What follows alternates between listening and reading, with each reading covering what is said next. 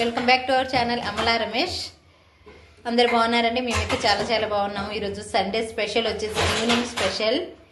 తెలుసా అండి ఇదేంటో అందరికీ? కనిపిస్తుందా? ఓకే అండి, ఈరోజు మా కర్రీ వచ్చేసి ఇంకా చూపిస్తాను. ఇది కట్ చేసేసారు యాక్చువల్లీ. కనిపిస్తుందా? పీతల పులుసు చేస్తున్నానండి. అందరికి అర్థమే ఉంటది. అదే క్రాబ్ కర్రీ అండి. క్రాబ్ కర్రీ చేస్తున్నాను. బ్లూ క్రాబ్ అండి ఇది. ఈ క్రాబ్ వచ్చేసి బ్లూ క్రాబ్, సీ క్రాబ్లు తీసుకున్నాము.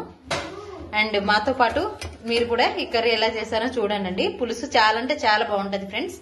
ఇది తింటే మనకి బోన్ కి చాలా మంచిది అనేసి అంటారు. అందుకోసం క్రాబ్ తీసుకొచ్చామండి. ఫస్ట్ యాక్చువల్లీ ఆన్లైన్ లో బుక్ చేస్తుంటే అవి కొంచెం మంచిగా అనిపించలేదు. అందుకోసం మళ్ళీ వెళ్ళి తీసుకొచ్చామండి. చూడండి ఎలా ఉందో. కట్ చేస్తే ఫింగర్ పెడితే కట్ అయిపోతుందండి. బ్రతుకున్నప్పుడు దీని మధ్యలో ఇట్లా ఫింగర్ పెట్టామనుకోండి కట్ అయిపోతుంది. ఎందుకంటే అంత షార్ప్గా ఉంటాయండి అవి. దీని టీత్ క్లాస్ అంతా స్ట్రాంగ్ ఉంటాయి. కనిపిస్తూనే ఉన్నాయి చూడండి. ఓకే ఓకే ఫ్రెండ్స్, ప్రాసెస్ లోకి వెళ్ళిపోదాము. మీద ఒక గిన్నె పెట్టుకుంటున్నానండి. గిన్నెలోకి కావాల్సినంత కొంచెం నూనె యాడ్ చేసుకుందాము. ఒక పులుసు కాబట్టి ఒక 3 టేబుల్ స్పూన్ యాడ్ చేసుకున్నాను. అయితే నీట్ గా క్లీన్ చేపించి తీసుకొచ్చానండి. అండ్ నేను కూడా క్లీన్ చేశాను ఇంకోసారి. దీంట్లో కొంచెం సాల్ట్, నిమ్మరసం వేసి బాగా కడిగానండి. అందుకోసం ఇంత మంచిగా అనిపిస్తుంది. బ్లూ అండి, బ్లూ క్రాబ్ ఇది. అరకిలోకి 2 క్రాబ్స్ వచ్చాయండి. సీ క్రాబ్, అరకిలో సీ క్రాబ్ 2. దీంట్లోకి ఫస్ట్ వేయాల్సిన ఇంగ్రీడియంట్ వచ్చేసి వాము, అల్లం వెల్లుల్లి పేస్ట్, ఏమంటారు ఉల్లిగడ్డ పేస్ట్, అల్లం వెల్లుల్లి పేస్ట్, ధనియా పౌడర్ అండి, పసుపు, ఉప్పు, కారం అండ్ టమాటా రసం అండ్ చింతపండు రసం అండి, కూరకు తగినంత నూనె. ఈ వీటితో నేను మంచిగా కర్రీ చేసి చూపిస్తానండి. మీకు ఎవరికైనా నచ్చినట్లయితే లైక్ చేయండి, షేర్ చేయండి, సబ్స్క్రైబ్ చేయండి ఫ్రెండ్స్. మన ఛానల్ని ఎంకరేజ్ చేయండి. లైక్ చేయడం మాత్రం మర్చిపోకండి. ఓకేనా? 3 టేబుల్ స్పూన్ ఆయిల్ తీసుకుంటున్నానండి. 3 స్పూన్స్ ఆయిల్, 1 2 3 సరిపోతుందండి. ఫుల్ స్పూన్ అల్లం వెల్లుల్లి పేస్ట్ అండి. ఇది కూడా వాసన పోయేదాకా కచ్చాపక్కగా వాసన పోయేదాకా వేయించుకోవాలి.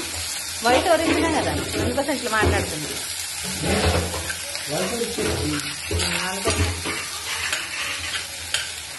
ఇలా లైట్ గోల్డెన్ కలర్ వచ్చినప్పుడు అండి ఆనియన్, దీంట్లోకి ఉల్లిపాయ పేస్ట్ అనేది కొంచెం లైట్ బ్రౌన్ రావాలండి. అప్పుడు దాకా వేయించుకోవాలి.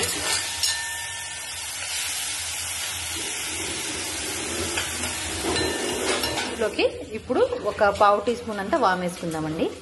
నూనె ఇంకా వేడవ్వలేదు, వేడవుతుంది కనిపిస్తుంది చూడండి. అండ్ నెక్స్ట్ వచ్చేసి ఈ ఉల్లిపాయ కచ్చా పక్కాగా రుబ్బుకున్న ఉల్లిపాయ పేస్ట్ అండి. ఒక్క ఉల్లిపాయ తీసుకున్నాండి, పెద్ద ఉల్లిపాయ. చూడండి ఫ్రెండ్స్, ఇలా వేగుతుంది కదా. వేగుతున్నప్పుడు దీంట్లోకి మనము 2 టేబుల్ స్పూన్ల కారం తీసుకోవాలి.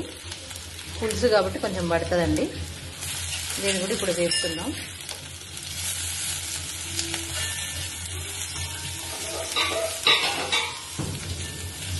అండ్ దీంట్లోకి ఇప్పుడు మనం రుబ్బు పెట్టుకున్న టమాటా ప్యూరీ అండి, ఒక టమాటా ప్యూరీ కూడా వేసుకొని ఈ టమాటా ప్యూరీ కండి ఈ ఆయిల్ అంతా పైకి వచ్చేదాకా కలుపుకోవాలి. ఓకేనా? కొంచెం మగ్గాలండి. దీంట్లోకి పావు టీ స్పూన్ అంత పసుపు. పులుసు అయితే ఉడికిపోయింది. ఇప్పుడు దీంట్లోకి మనము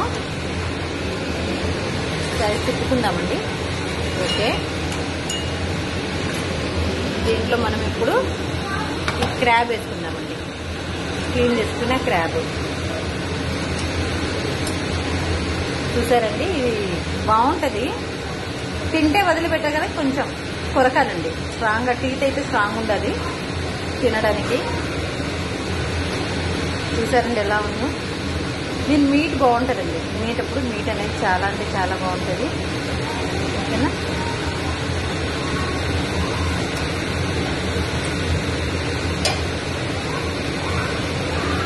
ఉడకడానికంటే ఒక గ్లాసుడు వాటర్ కూడా యాడ్ చేస్తున్నానండి. ఇప్పుడు ఇది వేగిందంటే దీంట్లో ఒక చింతపండు రసం వేసుకుంటున్నానండి. తీసుకొని గ్లాస్ చింతపండు వేసుకోండి.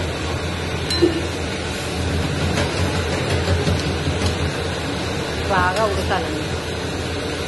ఓకేనా? ఇలాంటి ఒకసారి కలుపుకుందామండి.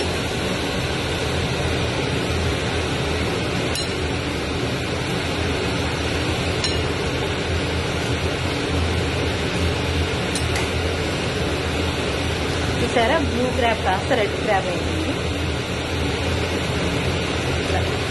ప్రతి ఒక్క ముక్క కొంచెం చేసేసి ఇలా అంటే కొంచెం ఉడికేస్తుందండి.